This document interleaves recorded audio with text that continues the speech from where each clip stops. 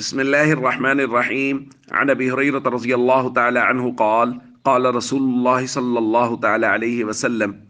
من تمسك بسنتي عند فساد أمتي فله أجر 100 شهيد. رواہ الطبرانی۔ نبی کریم صلی اللہ علیہ وسلم نے ارشاد فرمایا،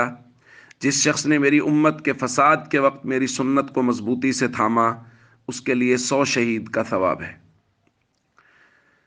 دوستو،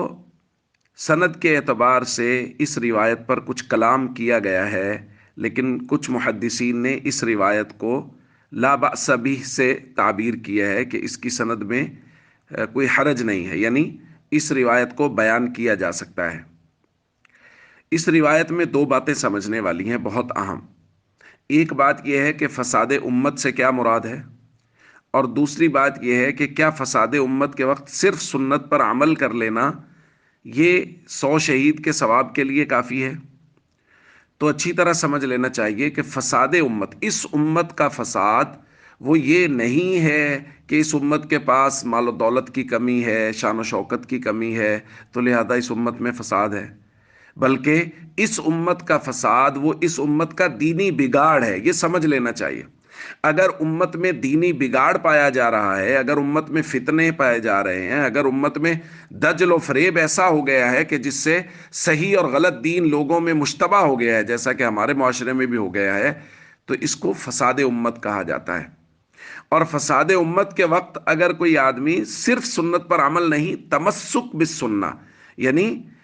سنت کو مضبوطی سے تھامے رکھے، ایسا نہیں ہے کہ بس ایک مرتبہ عمل کر لیا، 2 مرتبہ عمل کر لیا، نہ، ساری زندگی کے لیے مضبوطی سے سنت کو تھامے رکھے، تو حضور نے فرمایا ایسے شخص کے لیے 100 شہید کا ثواب ہے۔ تو ایک تو بنیادی بات ہمیں یہ سمجھنا ہے کہ فساد امت کے اس زمانے میں ہمیں کردار ادا کرنا ہے کہ ہم کیسے لوگوں کو فتنہ سے اور ان بے دین لوگوں سے، ان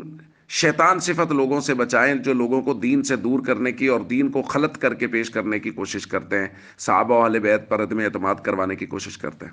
اور دوسرا، ہمیں کوشش کرنا ہے کہ لوگوں کو فرائض اور ارکان اسلام پہ کھڑا کریں، سنتوں پر کھڑا کریں، اور جو سنتیں اس معاشرے میں ناپید ہوتی چلی جا رہی ہیں ان پر بھرپور طریقے سے عمل کریں اور دین کی اشاعت میں اپنا بھرپور کردار ادا کریں۔